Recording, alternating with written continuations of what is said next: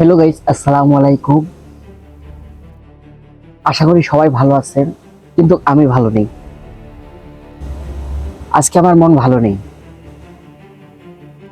যত দিন যাচ্ছে তত ইন্ডিয়া, নরেন্দ্র মোদী তার মুখোশ খুলে যাচ্ছে।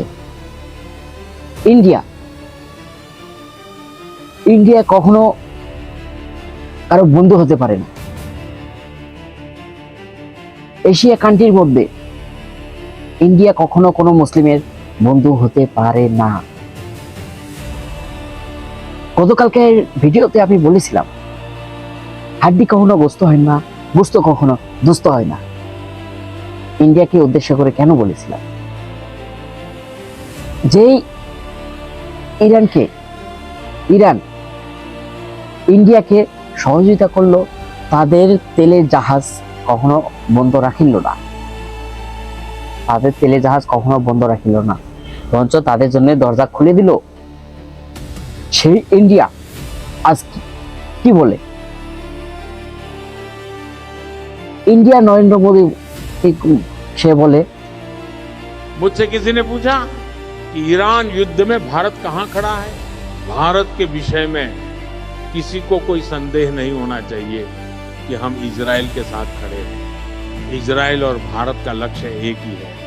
इजराइल को ग्रेटर इजराइल बनना है और भारत को अखंड भारत बनना है। ईरान जैसे आतंकवादी राष्ट्र यदि गिरेंगे तभी भारत को पाकिस्तान को परास्त करने का अवसर मिलेगा। ये अफगानिस्तान, बांग्लादेश, नेपाल और श्रीलंका तो बिना युद्ध के ही अखंड भारत बनेंगे।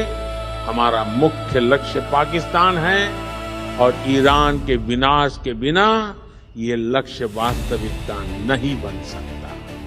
ईरान को अपने आतंकवाद का परिणाम भुगतना होगा।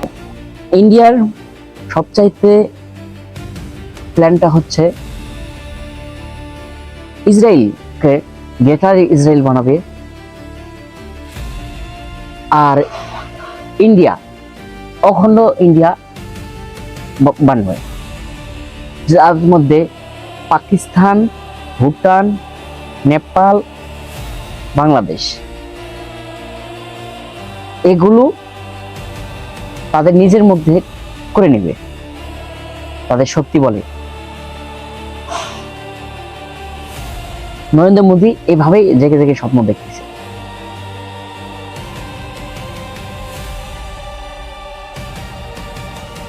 ওর কথা শুনে তো আমার তো ঘুম উড়ে গেছে। আপনাদের ঘুম কেমন আসতেছে আমি তো বুঝতে পারতেছি না।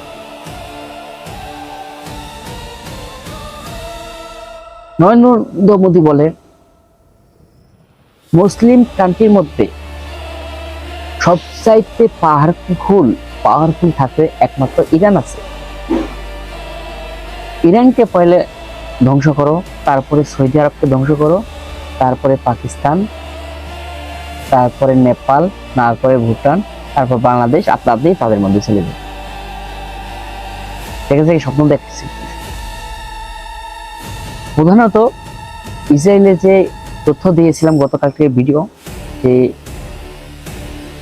ইসরায়েলের ঘাঁটি আছে ইন্ডিয়াতে। ভারতে ইসরায়েলের ড্রোন এবং মিসাইল কারখানা আছে, এটা আগে জানতেন?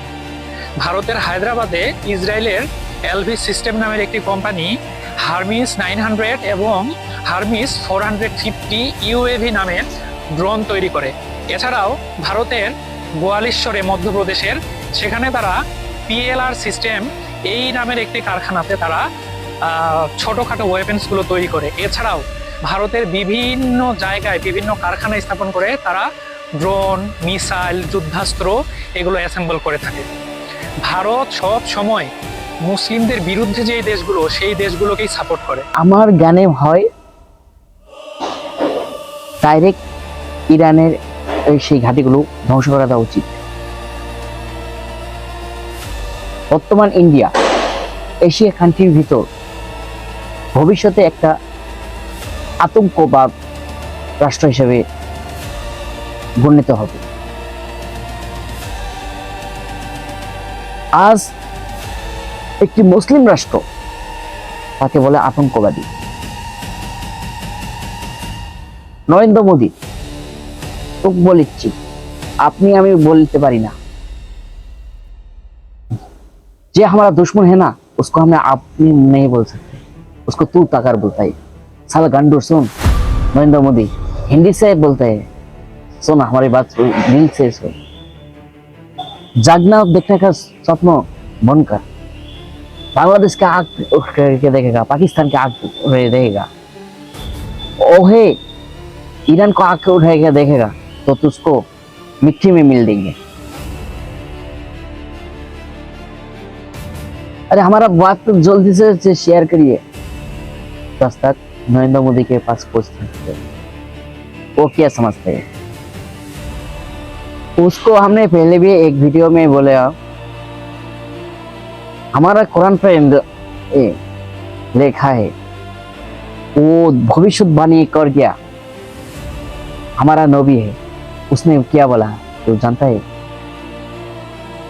हमने पूर्व दिक में विजय का घाण पाता है हिंदू के साथ बहुत ज्यादा एक जंग लड़ेगा एक मुस्लिम राष्ट्र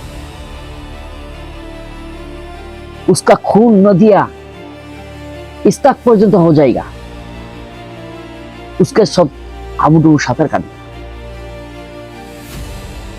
उस दिन आएगा इस्लाम का जय उस दिन देखेंगे तुम लोग कहां से जाएगा तो সেটা না কথা হচ্ছে ভাই আমি বাংলাদেশী মানুষ অত বিদেশি ভাষা বলতে পারি না তো নরেন্দ্র মোদীর এই বক্তব্য শুনে সেদিন সে বলল ইসরায়েল ফাদারল্যান্ড ইন্ডিয়া মাদারল্যান্ড আজকে বল তার দিনে দিনে তার চেহারা প্রকাশ পাচ্ছে and India their motherland আপনাদের মাঝে কি প্রতিবাদ করার মতো কেউ নেই হয়তো আমি রাব্বি আমার কাছে কোনো অস্ত্র নেই কিন্তু আমি এই ভিডিওর মাধ্যমে প্রতিবাদ করতেছি যদি আপনারা প্রতিবাদ করতে চান তবে এই ভিডিওতে লাইক কমেন্ট শেয়ার করুন মোদি তক এবং বিভিন্ন India Pakistan Bangladesh Iran Saudi Arabia যত মুসলিম আছে সবার কাছে পৌঁছে দিন